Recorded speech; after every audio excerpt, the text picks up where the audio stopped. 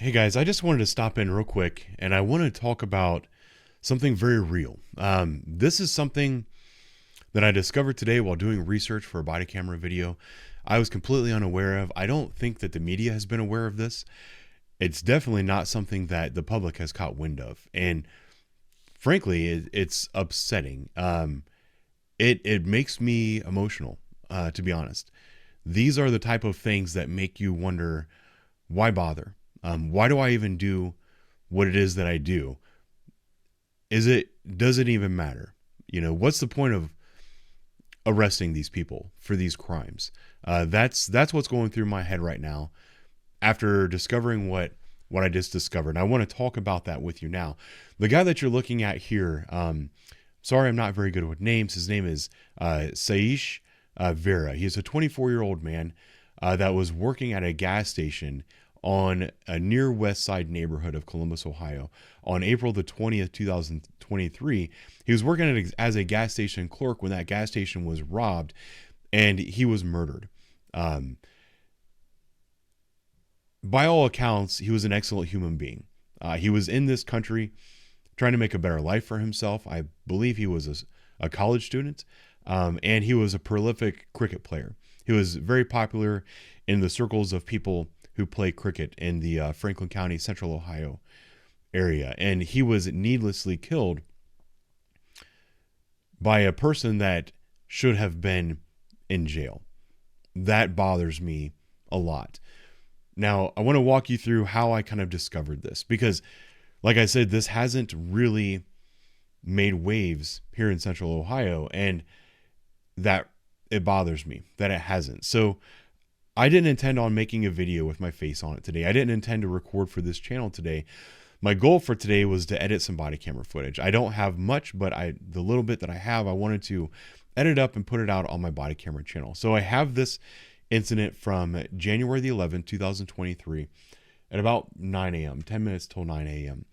This was a discharge into habitation. This is a guy who had a firearm and unloaded it into the door of an apartment building. Not just an apartment building, but an apartment inside the building.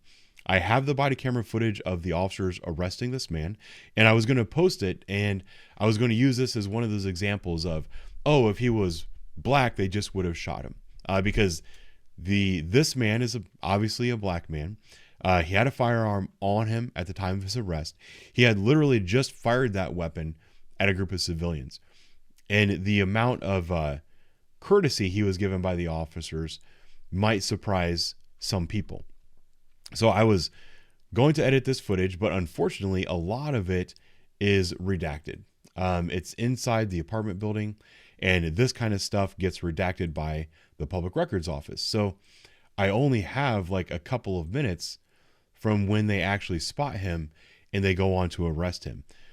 What I wanted to do, I'll go ahead and fast forward a little bit. What I wanted to do was get the arrest report so that I can read the arrest report, kind of detail what happened to give some people like gravity of the incident. So here is his name. His name is Abdul Wahidi Osman. And I scroll down through the U10. There's no narrative in the U10. On a case like this, where it's a felony case, detectives responded to scene. They fill out much more detailed paperwork, and it's in their felony packet. So the arrest paperwork is turned in with a thing that just says see felony packet. And it's also, the other thing that's turned in with it is a PC affidavit. I did not request a copy of the PC affidavit. So I figured, you know what I'm going to do is I'm going to contact the clerk of courts and I'm going to request the PC affidavit. That way, when I make this video, I can include all the information, as much information as I can to help educate people about what was going on. And that's when, so what I did is I typed his name into a search, and here he is again, Abdul Wahidi Osman. And I found the case, January 11th, 2023. January 11th, 2023. This is the right one. So I start reading through the case and I see discharge of firearm. That is exactly what I expected. And I see a bunch of brandishing firearm. Okay, so this is the case that I wanted. And I see a bunch of like felonious assault, some other things on there, aggravated robbery. initially, I didn't think too much of it. I'm like, wow, there must have been a lot of people in that apartment. They really hammered this guy. And then I was scrolling down. I was curious what his bond was. So I started scrolling down, and that's when a word jumped off the page right here. It was murder. I was like, wait a minute, this wasn't a murder case. Nobody died on this day. And then I looked over at the date. This is April 20th, 2023. The original charge was January the 11th, 2023. I didn't understand. I'm like, did somebody get hurt and then they died later? I was trying to figure it out. So what I did is I took his name and I copied and pasted it into Google. When I copied and pasted his name into Google, that's where I got this one. I got this story that says 2 suspects arrested after police chase, charged in the death of gas station clerk. And I read down through, and it said the arrested and charged in the murder of the 24-year-old gas station clerk who was fatally shot last week in Franklinton. And then it dawned on me who they were arrested and charged for shooting and killing. That was this man right here. So I have body camera footage of Osman, who was arrested on January the 11th, 2023 for discharging a firearm into a habitation. He went to an apartment, tried to get in. They did not let him in. He pulled out his firearm and discharged multiple rounds into the door. So he was arrested and charged with discharging into a habitation and multiple counts of felonious assault.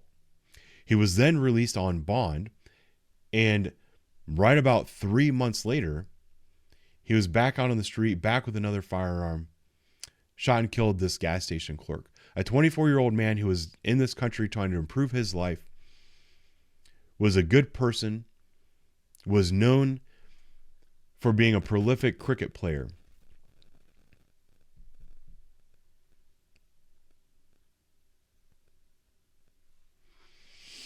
This man did not need to die. This man should be alive today. If our courts were doing what our courts were supposed to do, this piece of shit right here would have still been in jail. But instead, once again, the courts dropped the ball. He was not in jail.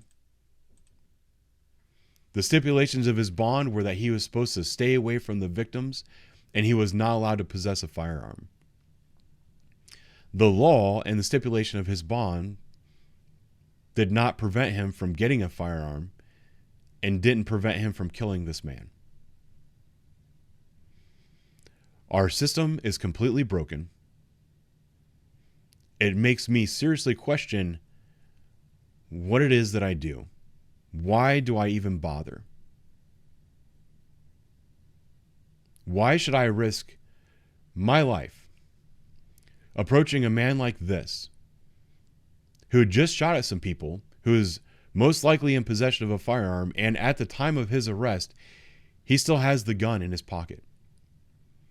Why should I risk my life to put him in jail when all the court is going to do is release him and let him go kill somebody else?